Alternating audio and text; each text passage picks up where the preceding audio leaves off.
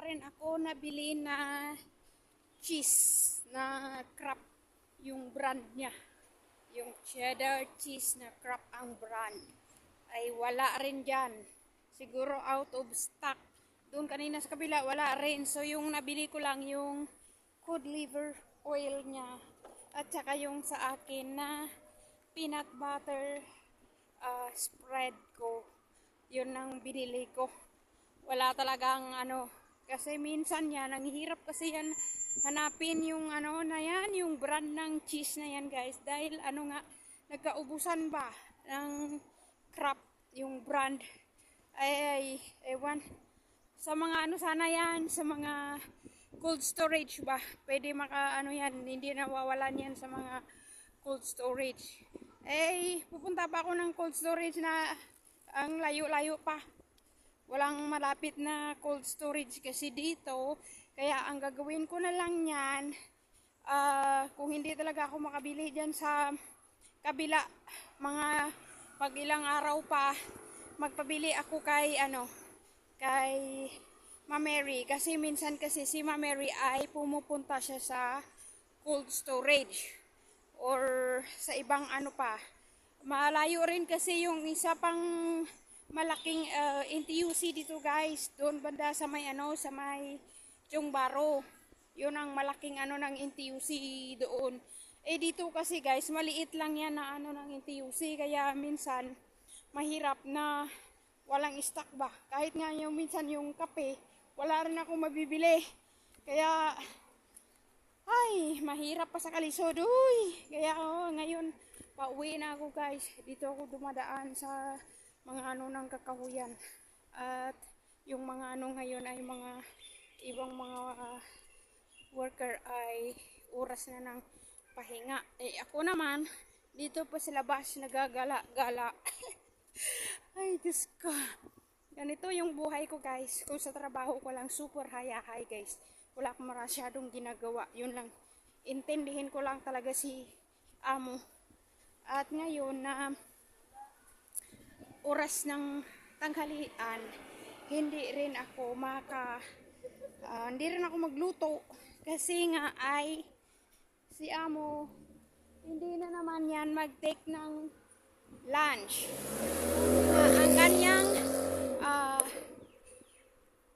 breakfast kanina ay mag-alas 11 na. Ano oras na ba ngayon?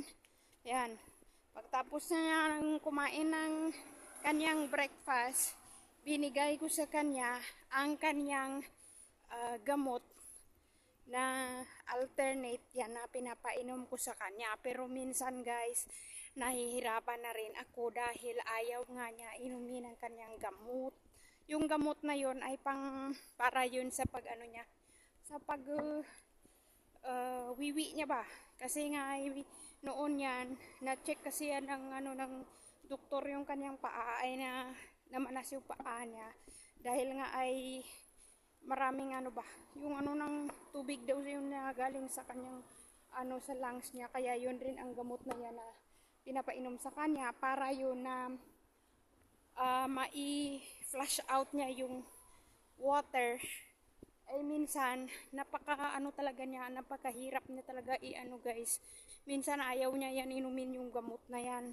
So kung ayaw niya, hindi ko na siya pinipilit kasi ako pa ang sinisisi niya. Nasabi niya ay dahil daw sa gamot na pinapainom ko sa kanya ay pabalik-balik daw siya sa banyo na mag-ihi sa gabi.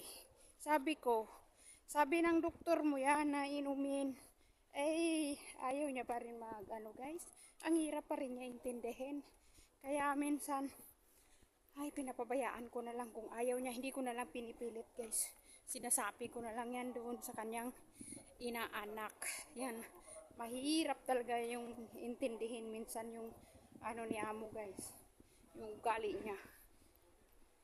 Pero okay na nga ngayon guys. Makatulog na siya ng maayos.